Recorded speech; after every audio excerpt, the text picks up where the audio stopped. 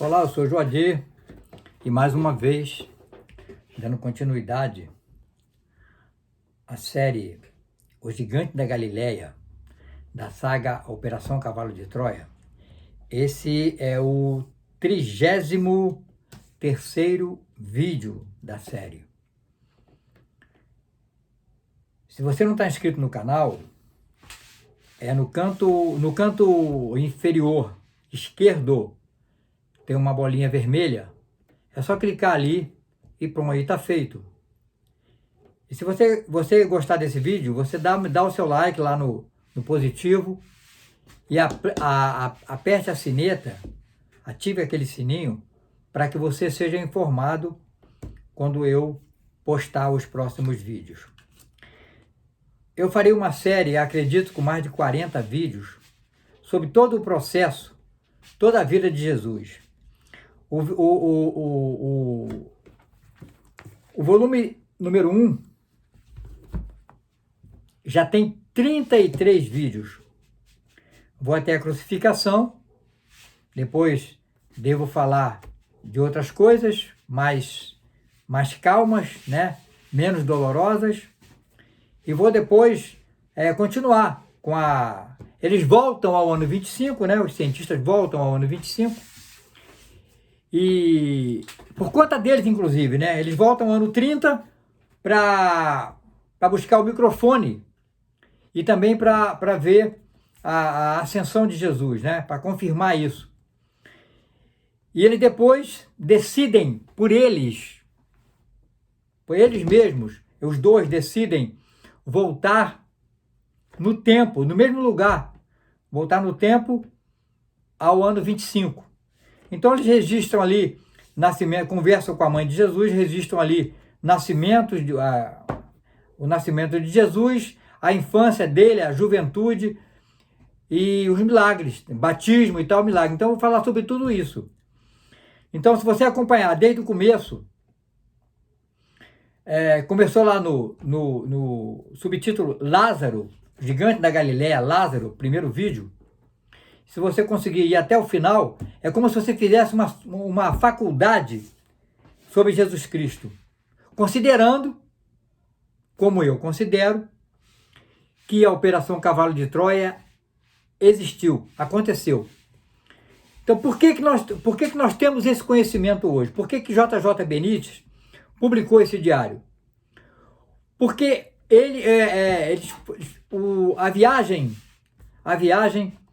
causou neles uma doença, envelhecimento precoce, fisicamente falando, e os dois morreram. Já sabiam que iam morrer. E o engenheiro que ficou no módulo morreu antes.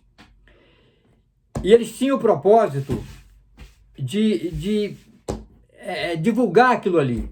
Era um projeto ultra secreto. Então ele teve que fugir, né? Ir lá com o dinheiro que ele ganhou da operação, do trabalho deles. Ele montou residência no México, na selva de Yucatán, e ali ele produziu, né? Colocou em ordem, né? O diário, coisa que ele tinha escrito. Como eu falei, não temos as fotos, né? Nem os filmes, porque ficou na NASA. E hoje nós temos essa informação, porque ele conseguiu passar o diário, depois de estudar o jornalista e escritor JJ Benítez, lá na Espanha. Depois de estudar o caráter dele, etc., ele entregou para ele o diário. E que felizmente isso aconteceu, porque nós temos esse conhecimento hoje, de tudo que aconteceu com Jesus Cristo. Né? Então, hoje nós vamos falar da crucificação em si, né? Do içamento. No vídeo passado, falamos do encravamento, pregado lá na cruz, ele ficou pregado lá no patíbulo, deitado lá no chão, com pregado no madeiro lá. Não era, já falo de novo, não era igual a esse, né? Não era trabalhado igual essa madeira aqui que eu fiz. Era uma madeira bruta, né? Um pedaço lá de pinho, segundo o cientista era pinho, e rugoso, cilíndrico, né? Bom, ele estava lá pregado, lá no chão, e eles levantaram, chegou a hora, levantaram o Jesus, pegaram ali um de cada lado, um soldado de cada lado, para manter a horizontalidade, para que o patíbulo não fizesse isso, né? Então, eles, um de cada lado, colocaram a corda, e um cara subiu lá naquela escada de quase 5 metros de altura, e o cara, um romano, né, subiu ali, já com a corda amarrada, para puxar a corda para encaixar o patíbulo na estaca. Acontece que Jesus Cristo era diferente dos outros. Ele era naturalmente mais pesado e muito mais alto, né? Já falei que a altura média daquele povo ali era em torno de 1,60 m. E Jesus, segundo o cientista, tinha 1,81 m. Portanto, ele era um gigante.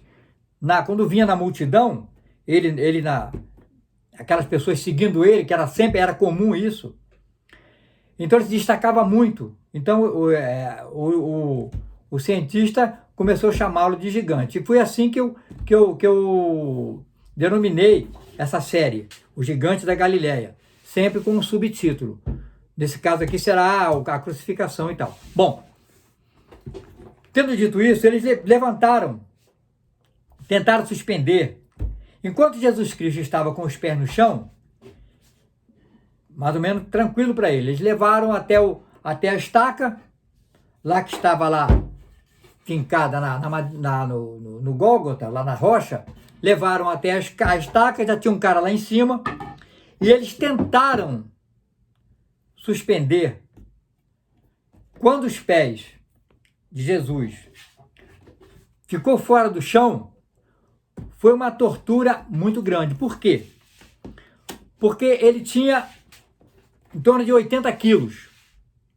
Você imagina um cara de 80 quilos, suspenso, pregado apenas pelos pulsos. Pregado apenas pelos pulsos. Né? Como é que esse camarada podia sustentar a respiração e sustentar tudo ali com aquela... Então, a inclinação foi em torno de 61 graus, que o cientista fala. E o cientista faz um cálculo aqui, matemático, um cálculo matemático, da física, né? Que Jesus Cristo chega a sustentar em torno de 95 quilos. Ele fala aqui, ó, aqui no rodapé, na página 476 do volume 01. Um simples cálculo matemático nos mostra a terrorífica imagem do peso que Jesus teve que suportar durante esse angustioso içamento. Dividindo o peso total do mestre por ambos os braços, né? Já falei 40 quilos mais ou menos, a força de tração exercida sobre cada um deles é igual a 40 barra cosseno. Ele faz aqui um cálculo matemático, né? E que dá mais ou menos 95 quilos. Foi quanto Jesus Cristo estava suportando naqueles cravos apenas dos braços dele. Imaginem os senhores. O drama. Uma pessoa comum, como eu, por exemplo, jamais suportaria isso. Mas ele era um atleta, digamos assim, né? Ele tinha... eu fiz um vídeo intitulado A Anatomia de Jesus, em que tudo é medido. Ele consegue, com o material que ele trouxe lá, de 1973, né? Que eles fizeram, entregaram para ele, uma espécie de uma fita invisível, praticamente. Ninguém percebeu. Ele mediu todo Jesus Cristo, altura, peso, braço, ombro, tudo, mediu tudo. Então, chegaram à conclusão que o tipo de Jesus era um tipo muito forte. Tem tipo fraco, cientificamente falando, tipo fraco, forte e muito forte. O caso de Jesus Cristo era muito forte. E ele tinha 0 graus de gordura no corpo. Um cara com 1,81 m, pesando 80 quilos e fazendo o que ele fazia, o quê? Subindo morro, descendo morro, sempre a pé, ele era um verdadeiro atleta. Por isso que ele consegue resistir a isso tudo. A toda essas torturas. Ele foi preso a mais ou menos 1h, 1h40 da manhã, no dia 7, desse mesmo dia. E desde então, ele vem sofrendo, sem beber água, na maioria das vezes em pé, né? E apanhou muito, perdeu muito sangue, mas está aí. Até esse momento ele tá consciente e sentindo as dores, né? Como ser humano comum, né? Ele sentiu as dores como ser humano. Ele pode ser a divindade dele, digamos assim, se aparece bastante, completamente, depois que ele morre, né? Que ele aparece lá fisicamente para mais de cerca de 19 vezes. Essas aparições Jesus Cristo não ressuscitou. Quem ressuscitou foi Lázaro, que veio voltou a viver normalmente com a família e tal. Jesus Cristo não. Ele reapareceu, como tinha prometido, 19 vezes contada, documentada pelo cientista. Eu falarei disso. Bom, mas o assunto aqui é diferente, é outro. Eu vou tentar aqui resumir, embora eu tenha que ler alguns trechos, porque são trechos científicos. Eu volto a dizer que esse projeto, Operação Cavalo de Troia, é um projeto biográfico, histórico e científico. A Bíblia é um livro religioso. O que nós estamos falando é sobre um projeto científico, biográfico e histórico, com H. Então, quando eles fazem todos os esforços para conseguir içar o corpo de Jesus de forma que ele possa ficar crucificado lá, de forma que o madeiro seja, que o patíbulo seja encaixado lá, formando a cruz dele pendurado, eles tiveram muita dificuldade pelos motivos que eu já expliquei. A altura dele, o peso dele, etc, etc. Considerando o peso do madeiro, do patíbulo, considerando o peso do patíbulo, com Jesus pendurado, chegava em torno de 110 quilos. Porque, segundo o cientista, aquele patíbulo, que tinha mais ou menos 1,90 m, pesava em torno de 30 quilos, segundo a observação dele. Pesava em torno de 30 quilos. Então, eles tinham 110 quilos para levantar, para colocar lá em cima. Ele ficou cerca de 1 metro do chão. Como ele tinha 1,81 m, então cerca de 2,81 m, né, a altura dele, da cabeça até o chão. Bom, e nesse esforço de colocar, né, de levantar Jesus lá para a estaca, Jesus levantou fugazmente a cabeça, dirigiu o olhar para o céu turbulento e exclamou: Pai, perdoai-os, não sabem o que fazem. Quando Jesus Cristo diz isso, é porque realmente os romanos, muitos eram mercenários, né? Então não conhecia Jesus, para eles aquilo ali era um zelote, era um guerrilheiro. Então realmente eles não sabiam o que estavam fazendo, porque não sabiam quem era Jesus. Para eles, volto a dizer, era nada, né? Então essa frase de Jesus é para isso: Pai, perdoai-os, não sabem o que fazem. Então Jesus era puro amor, né? Esse pessoal todo vivia na lei de Moisés, né? Olho por olho, dente por dente. Então bateu, levou, matou, morre. Mas Jesus não. perdoa, esses caras não sabem o que estão fazendo. E ele estava ali, todo estraçalhado. Isto é valentia. Isto é valentia. É muito fácil, pessoa armada, pegar alguém desarmado e mostrar valentia. Quero ver mostrar valentia numa situação dessa. Sozinho, sem amigos, os amigos fugiram e ele estava ali sofrendo tudo isso. Bom, quando ele fala isso, ele fala em aramaico. Pai, perdoai-os, não sabem o que fazem.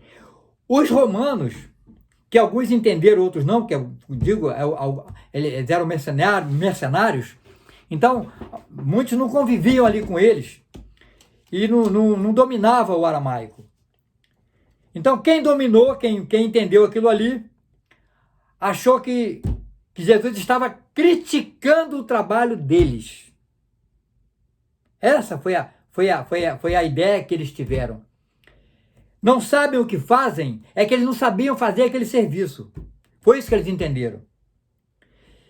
E aí, se revoltaram contra o mestre. Ele fala aqui, ó.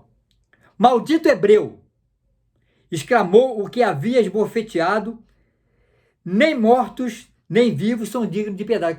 Quando Jesus fala isso, o cara dá uma bofetada nele.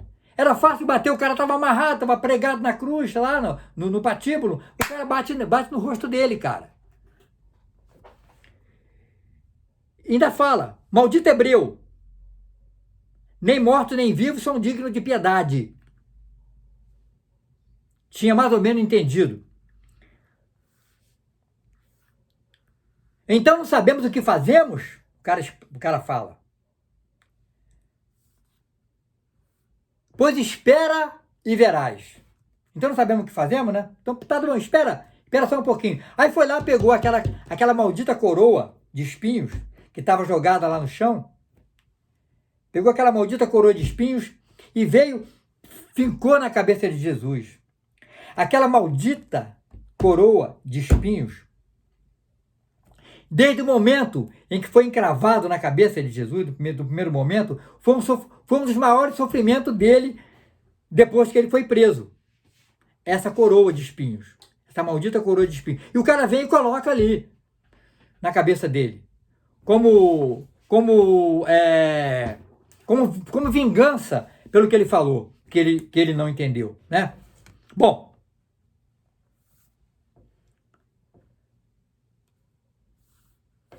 o cientista diz, bom, a rocha estava cercada pelos romanos, 4 em cada ponto cardeal, tomando conta ali.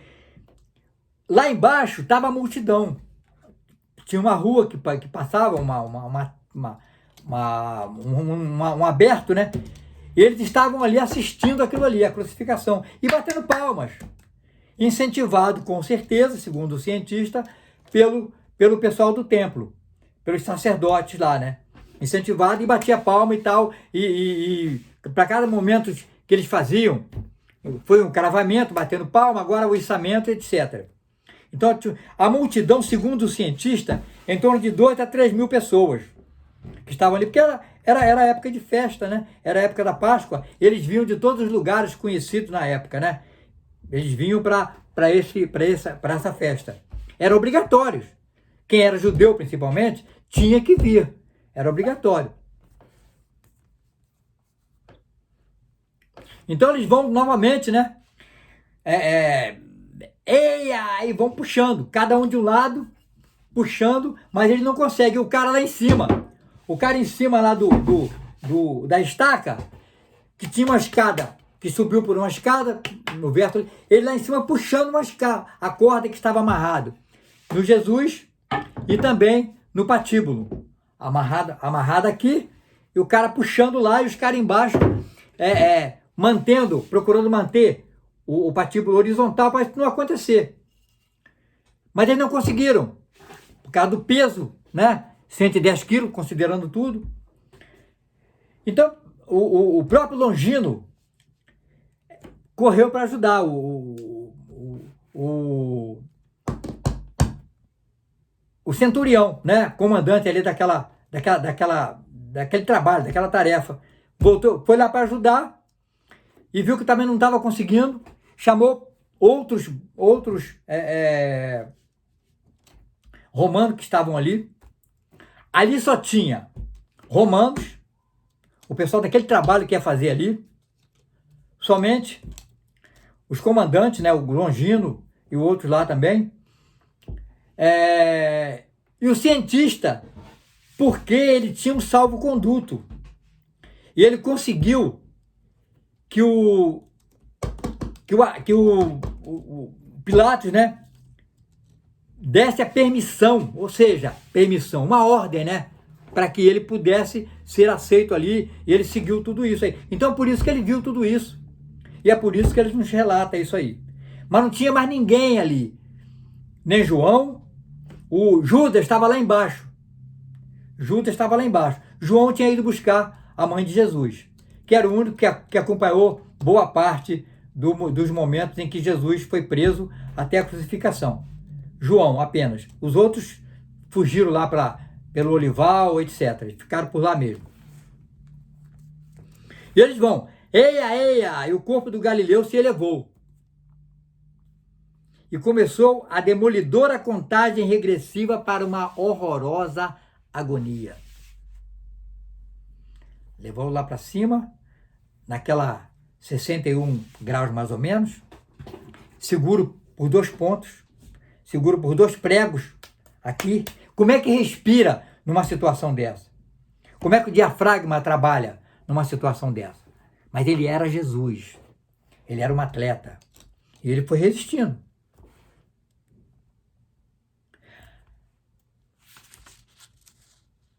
Então ele fala aqui, ó, quando ele perde o contato com o solo, começa a acontecer essas coisas aqui que eu vou ter que ler, porque são informações científicas. Ao perder Jesus o apoio dos pés, seus braços se estiraram e a crepitação de seus ossos se uniu durante alguns segundos ao rangido da corda sobre a forquilha do tronco vertical. Então a corda, é claro, fazia um barulho ao roçar ali o tronco lá da estipe, da estaca vertical lá. No instante, clavícula externo e costelas se desenharam debaixo de sua pele e o sangue começou a correr em filetes. Enquanto os músculos peitorais dos ombros, do pescoço e dos braços se retesavam fortemente. A um passo da desolação. Desculpem, a um passo da deslocação. Deslocar, inclusive, os ossos dali da junta, né? Mas o vigor daqueles feixes musculares ainda era grande e evitou a luxação dos ombros e cotovelos.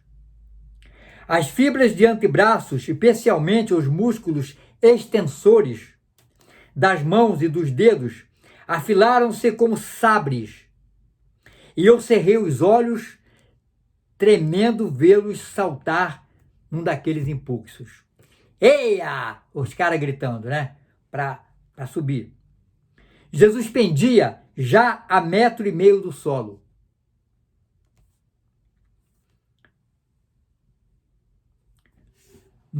O primeiro momento de suspensão absoluta, os braços girassem e, arrastados pelo peso do corpo, deslizassem até formar um ângulo de uns 65 graus, mais ou menos, que ele fala aqui.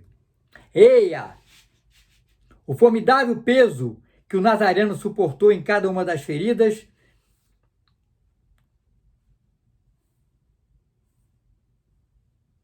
e a extrema tensão dos ligamentos dos ombros e cotovelos devia ter multiplicado suas dores, supondo que lhe restasse capacidade para sentir dor ainda, né? Ele fala aqui. Então poderia chegar à loucura de tanta dor. Jesus, em vários momentos, vencido pelo sofrimento, deitou a cabeça para trás, buscando ar, né? Porque ele não tinha, ele não respirava pelo nariz. Então ele fazia para tentar continuar vivo.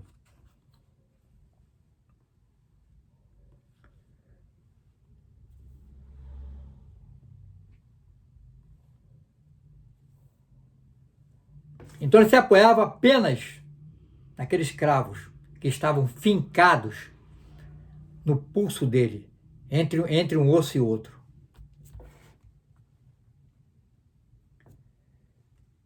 O fantasma da asfixia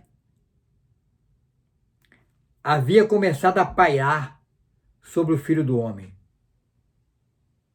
E os espinhos, cada vez que ele erguia a cabeça para respirar, os espinhos batiam na estaca e vinha outra dor.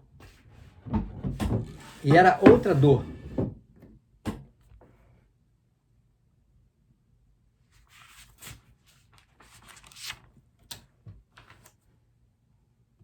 Então ele fala aqui, ó. Olhei para Jesus, os caras já estavam ofegantes, já. Olhei para Jesus e contei sua frequência respiratória. 35 curtíssimas inspirações por minuto. Já estava bem fraco, lógico. Cara, desde 1h30 da madrugada, e era em torno de quase 2 horas da tarde, as pontas de seus dedos haviam começado a formar uma coloração azulada.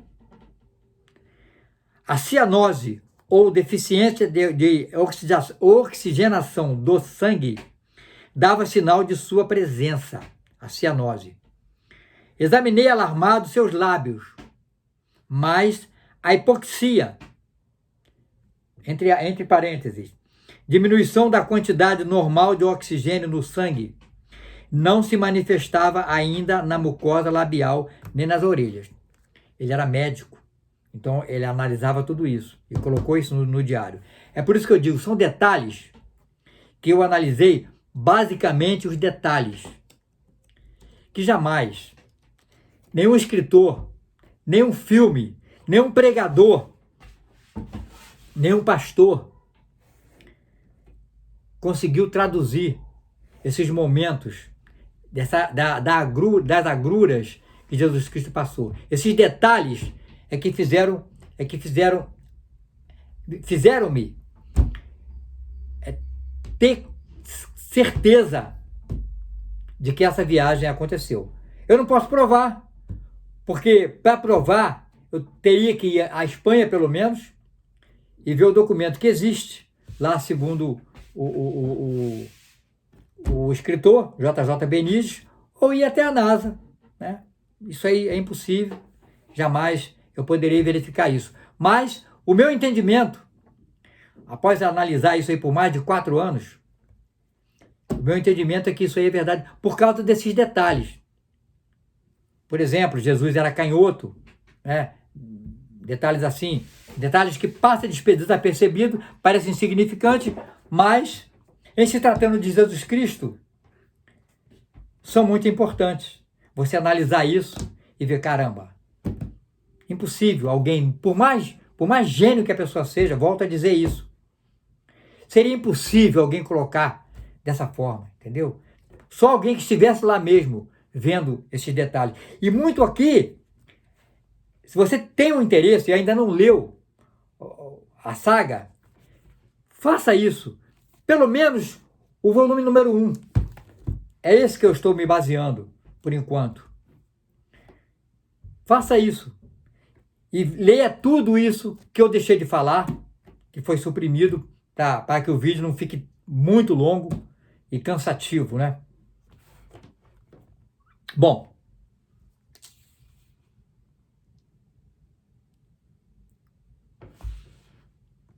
Aí o que eles fazem?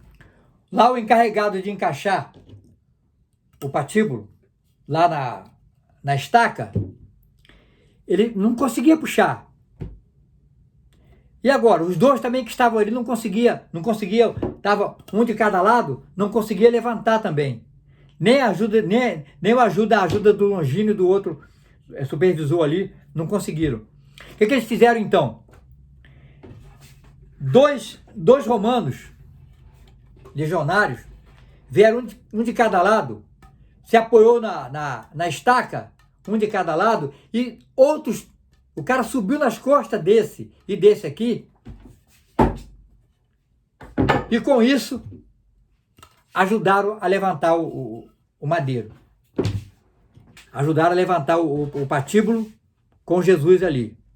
Somente assim eles conseguiram, com a ajuda de mais de 6 pessoas ali. Seis fortes romanos, né? Porque a maioria ali, como eu falo, era mercenário, e mercenários não era qualquer pessoa que podia ser contratado para ser um mercenário.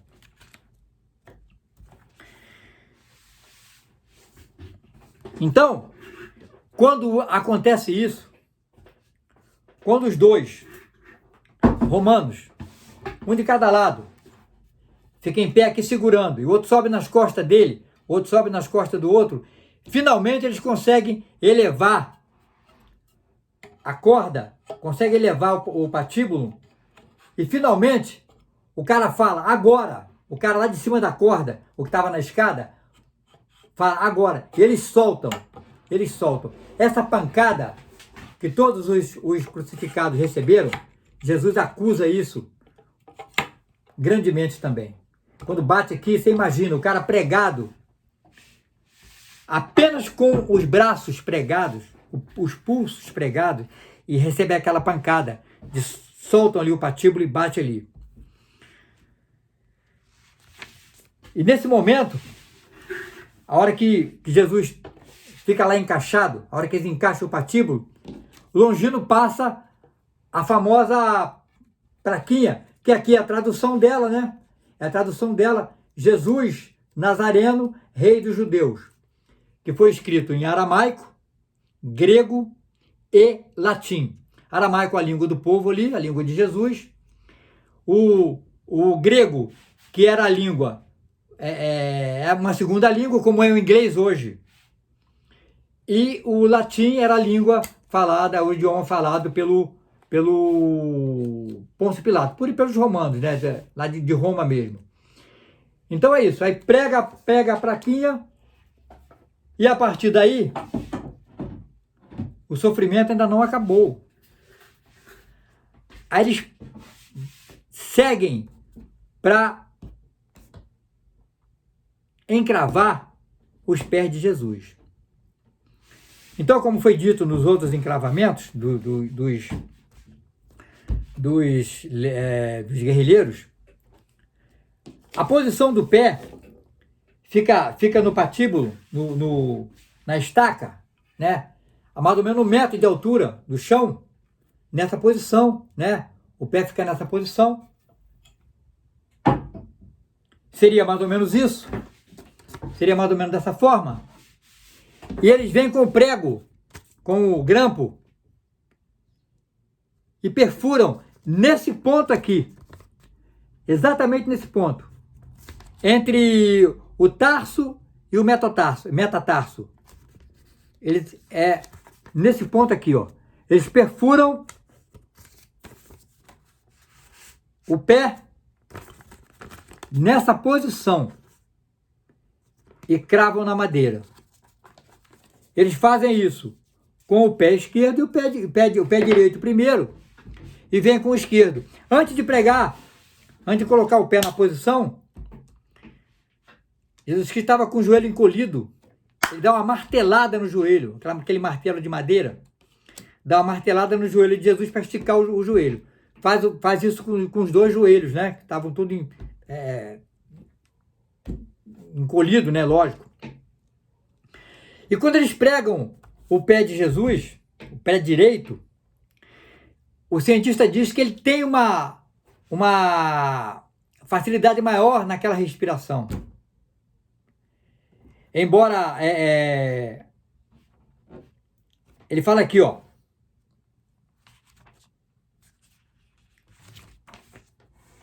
Tem um momento que ele fala aqui, que eu vou ler essa parte.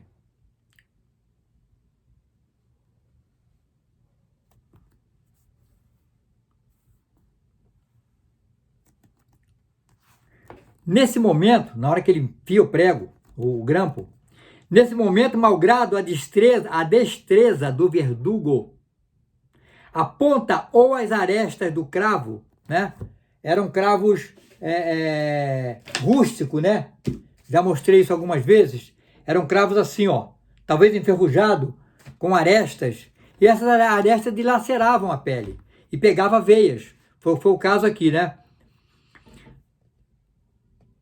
Do cravo deslocaram ou esmagaram alguns ramais das artérias digitais ou a veia safena externa, causando uma hemorragia que me atemorizou. O sangue manou aos borbotões, banhando inteiramente a área de 1 metro que separava o pé direito de Jesus do solo. É de supor que aquele estrago afetasse também o nervo tibial anterior, lacerando a perna e a coxa, provocando uma insuportável dor reflexa nas ramificações e nos plexos sacro e lombar, em pleno ventre. Apesar das horríveis dores, o galileu continuava consciente. Só Jesus mesmo, né? Eu não conseguia explicar aquilo. O encravamento do pé direito, ainda que pareça paradoxal, aliviou o ritmo respiratório do Nazareno, ao menos durante os primeiros minutos da crucificação. Ao apoiar o pé do corpo sobre o cravo, dividindo assim os pontos de sustentação, seus pulmões puderam capturar um volume maior de ar, ventilando algo mais os alvéolos. Mas à custa de quanto sofrimento conseguiu essa momentânea regularização respiratória. Era um gigante, né? Era um gigante em todos os sentidos.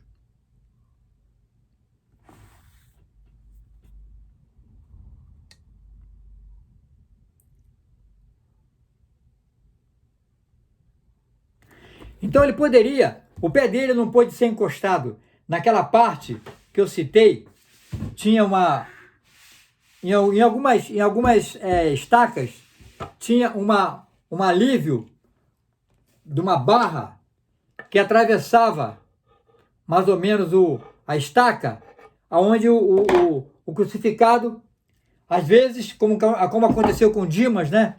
Apoiava o pé ali, o pé era apoiado, então ele tinha um apoio e tinha maior facilidade na respiração. Mas no caso de Jesus, não, por causa da altura dele, os pés dele ultrapassaram esse apoio. Até nisso foi ruim para ele.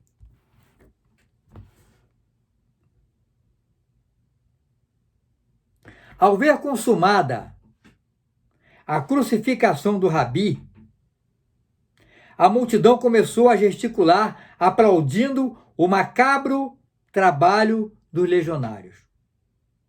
Os sacerdotes, sobretudo, mostravam especial satisfação. Olho por olho, dente por dente. Vingança. Essa era a religião, né? Essa era a base da religião deles. Olho por olho, dente por dente, bateu, leva, matou, morre.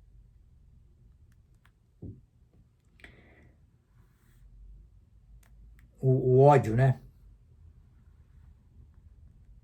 Toda a sua anterior cólera se havia convertido em júbilo. Sua vingança estava saciada. E digo quase saciada. Porque até mesmo depois de morto, o cadáver do Filho do Homem se veria ameaçado por aquela agitada ralé sacerdotal.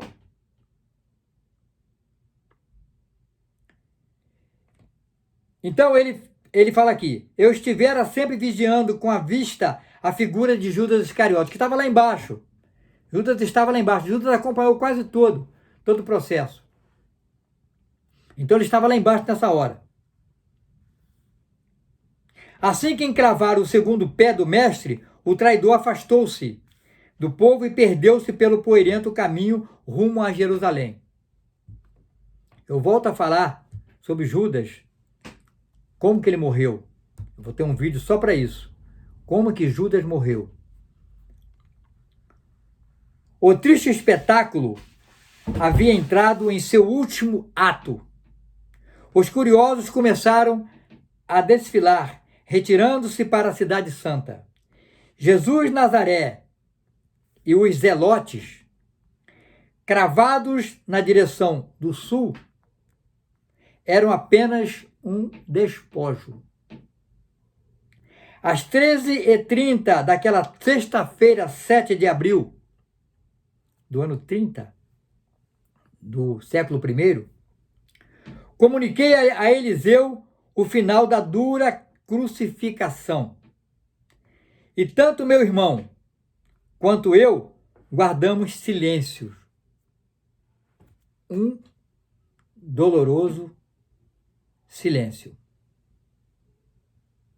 Que eu faço aqui também.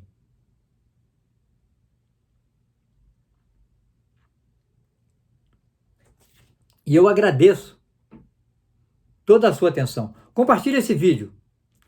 As pessoas precisam conhecer isso. Acreditando ou não, é uma narração, uma narrativa desconhecida. Foi para mim, será para quem vê pela primeira vez. Eu fiz o máximo que pude, estou fazendo o máximo que posso para resumir, para que as pessoas que não gostam de ler e não tenham tempo também para ler, tenham essa informação. Esse é o meu objetivo. Toda a paz esteja convosco. Gratidão profunda pela sua audiência.